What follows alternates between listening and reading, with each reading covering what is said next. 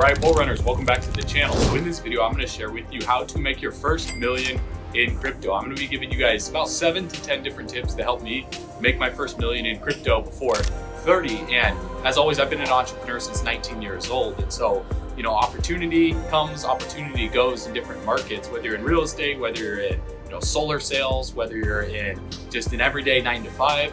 Getting into the crypto market, it's very, very risky, but also it's very, very rewarding. And in this video, I want to share with you what helped me along my journey, because when you can take this approach to the market, whether you hold XRP, XLM, Chainlink, Solana, Bitcoin, Ethereum, Shiba Inu, you're into DePIN, you're into real world assets, you're into different sectors of crypto like artificial intelligence and gaming, this will help you approach these markets with a different viewpoint, and seeing things from this viewpoint will allow you to control your emotions during these volatile swings. So comment 777 if you're feeling blessed, comment 777 if you're feeling bullish, and if you're going to become the first millionaire in your family tree, confirm it by tapping that subscribe button. Guys, the sunset out here is absolutely insane in beautiful Miami, Florida, and the real reason why we're doing this is for freedom. So you're going to love this video. Let's run it.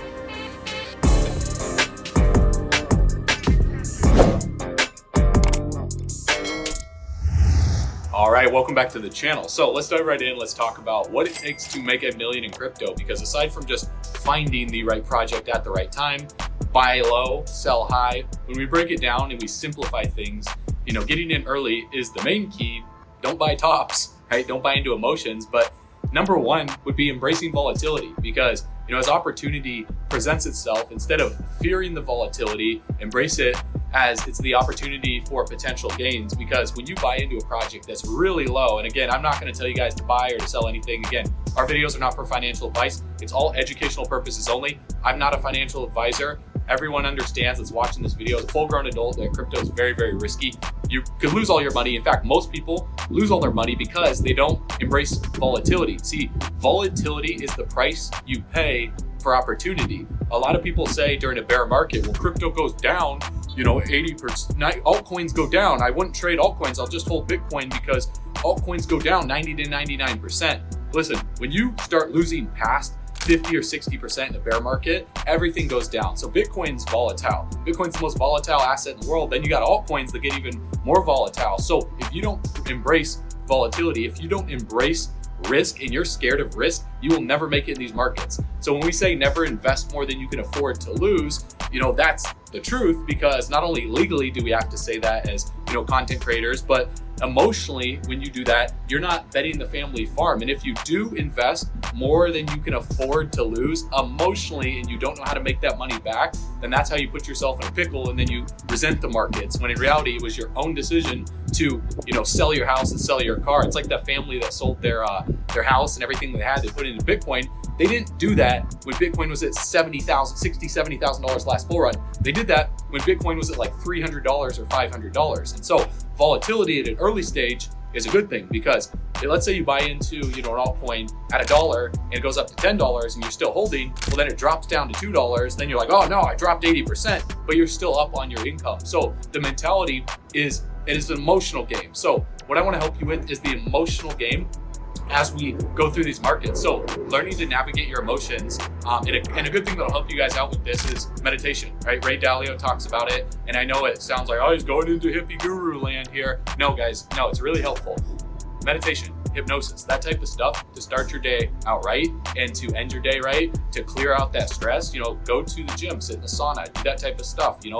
Go into some hot tubs, do some cold plunges, do this stuff physically, because you live in a physical world. And if you can calm your physical body and you can calm your mind as well too, then when you're approaching the charts, you're going to move with the more calculated approach, and you're going to be very indifferent to the volatility. And so how do you embrace volatility? Well, number 2, stay calm during market fluctuations. And I know that's easier said than done, because when you put in, let's say $5,000 or $10,000, and in a matter of 24 to 48 hours, it drops 20 or 30%, and you're losing $2,000, you never lose unless you sell. And you also never make money unless you sell. So if you can stay calm during the volatility, it can be emotionally taxing, especially during like that later stage of the bull run, when we go parabolic, or in the early stage of a project. But working on your mindset is the real key to that volatility emotional stage. And the way that I do that every single day is I do breathing exercises. So look into Wim Hof. Okay, I'll leave a resource in the description below. And that helps you manage your emotional state. It also helps, alkalize your body. It helps shift your nervous system. It helps get you in a relaxed, meditative state. A lot of the monks, if you study from monks, when they do martial arts, they're in a very relaxed state.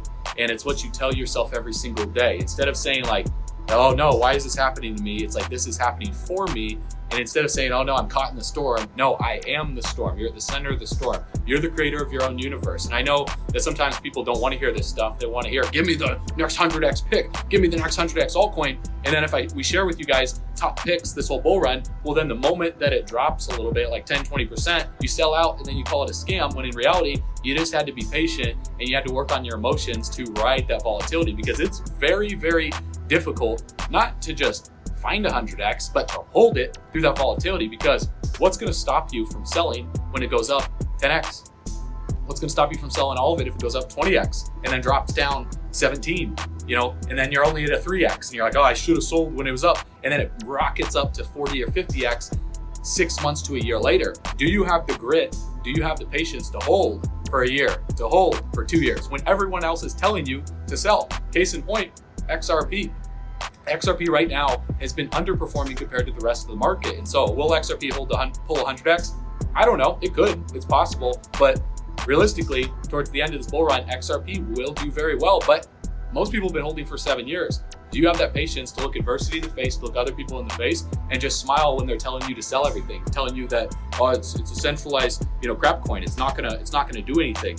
Or do you have a diversified portfolio as well too, to be able to benefit from other projects while still believing in your high conviction plays? And so number 3, this is where you have continuous learning and adaptation in the markets. You can't be so rigid. So don't be so rigid, okay? If you are so convicted about something and you think that you can't change your belief about it because what are other people going to think of you because you explain something to them? Who cares about what their opinions are, guys? You need to be flexible. You need to be like water. Like Bruce Lee says, you pour water into a cup, it becomes a cup. If you pour it into a bottle, it becomes a bottle. Now water can flow and water can crash. And so, when you be like water, like the stream going to the ocean of your dreams, then you could be able to adapt your approach and be able to shift and pivot. If one project, for example, changes something up with their team, they change something up with the tokenomics, something happens with regulation, you need to be able to pivot and you need to be able to rotate, but not at the whims of a quick, impulsive decision. You see successful people, they make decisions quickly, but they're very slow to change them, whereas broken middle class and poor people, they're very slow to make decisions. They're very quick to change them. And so you want to be methodical with your decisions, and you're not just like changing things around really quick in your portfolio because emotionally you feel like, oh no, this thing hasn't grown, I can move it into something else real quick. That's where the patience come into place. So for example, if it takes a while to make your first decision and you're doing it based off your limiting beliefs, then that's something to work on. But if it takes you a while to make a decision because you're doing your own research, that's a different mental state that you're coming from. And so, if someone is impulsively switching around really fast because they just are impatient, well then that's something you got to look at and you got to understand how to deal with that. So adaptation is the key, because you look at how trends move in the space. For example, it started with gaming, then it's AI, then it's DePIN, and then it's real world assets, then it rotates back to like Solana, then it rotates into real world. And so the money's always rotating. But if you're in an industry and in the highest conviction place in a project that are going to be around long term, you don't have to worry about that rotation and be quickly changing your decisions around, not sending your money to another chain really fast, when you can hold in one chain and have long-term conviction in that. And then if, for example, you see the trends moving, the trends changing, well then you want to focus on making more money. Focus on a business on the front end, focus on generating more income, focus on, a side hustle that could be, focus on, like if you're in real estate and you're doing crypto on the side, double down on your business on the front end, make more money so you don't have to sell one project and move it into another one. And then the moment that you sell that project, move it into another one. I've done this a lot of times, guys, because I'm speaking from experience here. I'm not just speaking based on what I think happens. This is what's happened to me, and I know it's happening to a lot of other people out there. Because if you sell a project, for example, because it's not growing, and you find another project with a low market cap that you think is going to grow faster, and you move it into that, usually what happens, God will test you and God will pump the project that you sold. And then you're going to sit there chasing the rallies when you should have just held. So instead, focus on making more money on the front end so you can just hold and you don't have to worry about where revenue is going to come from. And there's a million different ways to do that. The best way to do it is pick one and stick with it for a decade. And if you're in like solar sales, pick that. If you're in real estate, pick that and stick it. Don't change too quick. And it goes back to trying to change things around too quick, right? Some people jump in real estate, they don't get results. They don't close a, they don't sell a home in 6 months to a year or something. They're like, oh, it's just the market's not working. Then they make excuses about the markets. No, it's your ability to sell. And so develop high paying skills and focus on money on the front end and educating yourself and surrounding yourself with people who are winning in that market to have income coming through. Or let's say if you put 10 grand into one project and it doesn't grow for 3 months or 6 months, it's staying steady and stuff, then you're not worried about that because you just make another 10 grand, you put it into something else, and then you check that project a year to 2 years later, and it's up a 10, 20, 30, 40, 50x because you didn't touch it. See, you think that activity creates growth, when in reality, you need to take a nap. Naptivity creates growth, right? Activity where you spend time trading the markets, right? Time in the markets always beats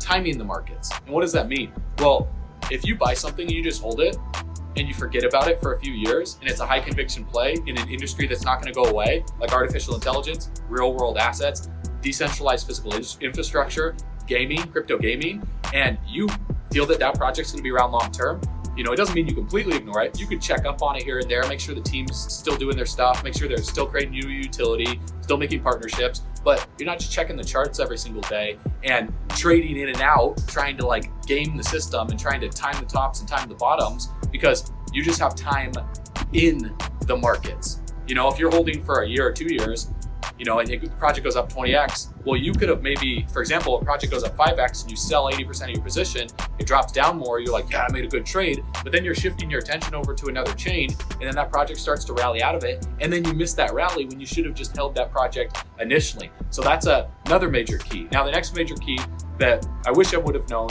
starting out is risk management. Because understanding, risk management in crypto, because of the amount of risks that are out there with the amount of rug pulls that there are, would have stopped me from overly investing in one project, doing lump sum purchases. Because, for example, if you're not doing any risk management and you're just focusing on one chain, like Solana chain, and you're just trading meme coins right there, and let's say you have $50,000 to trade with, or $100,000 to trade with, or heck, even $100 to trade with, and you find one meme coin, like you don't even look at the chart, you don't even do anything, you just invest $100 into a meme coin when it's rallying and the hype is strong, and then it drops and you don't have any more money to put in. You didn't put any risk management into that. You didn't dollar cost average anything. You weren't saying, okay, well, I'm gonna look at the chart, I'm gonna look at where we're at in the psychology of a market cycle, I'm gonna be a little patient here, and I'm gonna analyze this, and I'm gonna dollar cost average, $20 right now into this project. Now, you can't do that on the Ethereum chain because of gas fees, but on Solana, you can do that on Solana, or you can do that on the base chain, the layer 2, because of gas fees being very, very low. And so if you're brand new, a lot of people wonder, what is the amount to start with?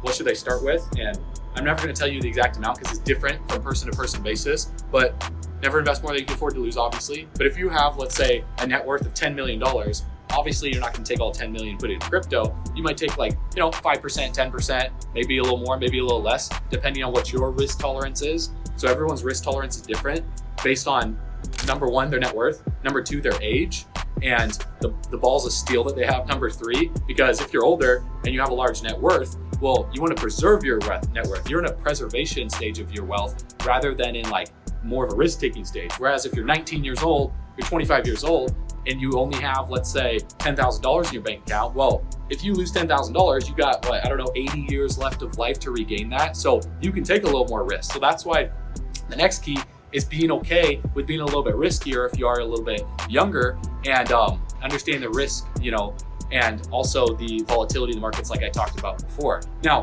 the next thing to understand is community engagement and networking. See, your net worth is determined by your network, because it's not about what you know, it's about who you know in this world. And the people who know the best people and who know the smartest people get that alpha and get that information without having to know it themselves. So for me, when I got into crypto, I didn't really know that much about crypto. I was just surrounding myself with people who did, who understood which projects were going to take off, and then I plugged in with those communities. So if you guys want to plug in with our community and be able to network with other people when we launch our crypto education platform, and you also want to get access to our 100x underground guidebook showing you how to find 100x altcoins, then you can click the link in the description below, go to bullrunners.com, put in your best information, your email address. You'll be instantly subscribed to our daily video newsletter, and we'll update you guys first. And also, we're going to open the doors for, our private group chat, all that cool stuff, so you guys can be able to network with whales, network with winners, and get top-notch alpha. That's the real key. And Think and Grow Rich talks about your network, okay? Because you don't need to know everything. See, using your mind as a warehouse for facts is a waste of your creative faculties. A lot of people like to memorize, and that's what school is designed to do, get you to memorize all this information so you stop dreaming and focusing on visualization and the actual truth behind manifestation. So when I dropped out of school at 19 years old, I didn't stop my education. A lot of people think that college dropouts are uneducated. No, that's when my education finally started, because I stopped focusing on formal education. I started focusing on self-education. I spent another decade, and I still do it every single day. I'm never gonna stop learning. The reason why people, either not go broke, the reason why people stay stagnant, there's lots of reasons why people go broke, but the reason why people stay stagnant is because when their schooling stops, they stop educating themselves. The reason why people get rich is when their schooling stops, that's when their self-education begins. Because formal education will make you a living, which is fine, nothing wrong with that, but self-education will make you a fortune, which is super fine, and I'm fine with that. What are you fine with, right? What do you want to live? Do you want to live a steady lifestyle, have steady income, or do you want to have, the low volatility where you're going to have some good months, some bad months, and then some amazing months, some bad months, and your market cycle of your own finances might move like the crypto chart sometimes if you're heavily invested in crypto. So then you can diversify after this bull run into real estate, but it's how you scale wealth fast in the investing space. And so also educating yourself in the right information, in the right skills, because a lifetime spent educating yourself in the wrong career will yield you the results of the cap, meaning that there's an income cap of the top person in your space. For example, in the NBA, there's the top salary of the top NBA player, so you know at least what that cap is. Well, in the at your job, what's the cap of the top employment at your job? You see what that cap is, and you'll never go beyond that cap, because the moment that you hit the cap, you get pushed down by the other people around you. So when you work for yourself, there is no cap. When you're in an industry that has no limit on how much you can make, then the cap is on your own self-belief. So the next key is maintaining a healthy perspective. And crypto investing is exciting, and it's easy to get down a unhealthy perspective about it and think that, it's just crap, it's nonsense, it's never gonna work, and that's who you surround yourself with. So when you surround yourself with people that have a healthy perspective, through osmosis in the spiritual realm, it rubs off on you because you are who you spend your time with, right? So how do you develop a healthy perspective? How do you develop a healthy mindset? Well, you just surround yourself with people who have a healthy mindset. You subscribe to the channel, you watch videos like this. If you guys wanna see more content like this, where I'm just sharing with you more of a philosophical approach to the markets, because I like to dive into the charts, analytical, but I would argue that 99% of success is mental, emotional, and then the physical comes after that. And so if you can line up your mind with your heart, and you can tap into the right frame of energy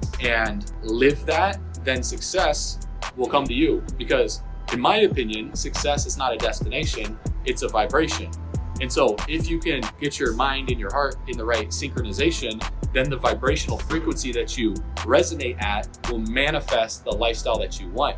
And I mean, this condo right here, I'm not just renting this, this is my condo that I own. So I visualized this from 2012 on the lifestyle that I wanted. And like Wim Hof says, feeling is understanding. Well, also living is understanding. If you're able to manifest the lifestyle that you want, then you actually understand that it's the truth. It's not just fake, right? If you're actually able to manifest yourself, a Rolls Royce, an Audi R8, a Bugatti, trips around the world from what you see in your mind, and it comes to happen in the physical world, just do more of that. It's not difficult, but the difficult part is not doing the easy stuff. Like when you wake up in the morning, what do? Do you go and do you eat McDonald's, fast food every single day? Do you then go to a job, drive in the job? Do you turn on the radio and do you listen to music? Or do you turn on the radio, do you listen to Think and Grow Rich? Do you listen to podcasts? Do you listen to audios? Do you listen to information that's going to improve your mind? What are you doing? So George Floki said it best. He said, in order for things in your life to change, you have to be the one to change things in your life. That was the most profound thing I ever heard, because it wasn't what I wanted to hear. It's what I needed to hear, right? And if I look at it, I'm like, well, what if when Trump gets in office, then things will be better? No, guys, no, absolutely not. It doesn't matter who's the president, whether it's Biden, whether it's Trump, whether it's anybody. It doesn't matter, because they're not going to change things for you. They're not going to give you a raise. Sure, they might help out some things, but the reality is you have to take full accountability for your results or your lack of results in your own life. And what is that called? It's called being an adult. And I know some of you need to hear that are older than me. Maybe you're 50, 60, 70 years old. And a lot of full-grown adults, I realize, are really kids, because they haven't learned to manage their emotional state. Just simple point blank period as an example, driving down a freeway. Look at how pissed off people get. They just hold on their horns out here in Miami. They're children, right? It's little children inside. So when you can grow up, you can take responsibility for your own emotions and not blame anybody else for your lack of success. Then that's not only when you step into adulthood, but you step into success too. Because every single successful person that I know, they take full accountability for everything, and everything is always their fault. So if I walk down the street and a car hits me, that's my fault. It's not their fault, even if they weren't looking, because I walked down the wrong street at the wrong time. I was manifesting that. That's my mentality on things. And so, for example, if something just so random happens to me that it literally looks like it's not my fault, like I'm walking down the street and someone throws something at my head and it hits me in the head, that's my fault. It's not their fault, right? And the reason why is because there was something that I did prior in my emotional state and in my thought that manifested that to happen to me. Because every single thing that happens to you is a result of your thoughts and your feelings synchronizing together and going out there in the universe to bring it back to you. And that's the truth. That's how things work, guys. And it's not my opinion. The way that I could put it, it's sacred information passed down and leaked out from secret societies that has gotten out to the public. And it's not so secret anymore. It's common sense at this point. And sometimes common sense isn't so common, because people are looking for a scratch-off lottery ticket answer for how things work in their life. And I'm not a guru. I'm still learning every single day. I make a lot of mistakes, but I take accountability for those. I manage my risk properly. I understand that if I'm going to lose money in these markets, it's my own fault. It's nobody else's fault. So if you guys agree with that, if you found value in this video, like this video, subscribe to the channel for more content like this. And if you want to surround yourself with winners, if you want to surround yourself with people that are bullish, man, that are making a lot of money, that want to be around cool people and do cool things and just crush it in these markets, in the bull run and outside the bull run when we go into a bear market, then make sure you go to bullrunners.com, because you know what we're doing. We're backing up our truck all the way to the bank, we're grabbing the bags, we're packing them and stacking them, leaving no bags left behind, because we believe the spending power of the dollar is going down in value. That's the truth. And that's a fact based on inflation. The Federal Reserve is printing more money than ever before. So therefore, crypto, real estate, precious metals, it's forced asset appreciation. Everything's going to go up. Now, sure, there could be crashes on the horizon. In fact, there are more than likely going to be some big crashes, bigger than 1929, just because there's more liquidity in the system. But would you rather have your money in something that slowly bleeds out, or would you rather have your money in something that has the potential to make you extremely wealthy? Because crypto, distributed ledger technology, is going up in value. That's the truth. And together, you know where we're going. We're going camping on the beaches of the moon. I'll see you guys on the next video. I'll see you on bullrunners.com. As always, you know what to do. Stay bullish.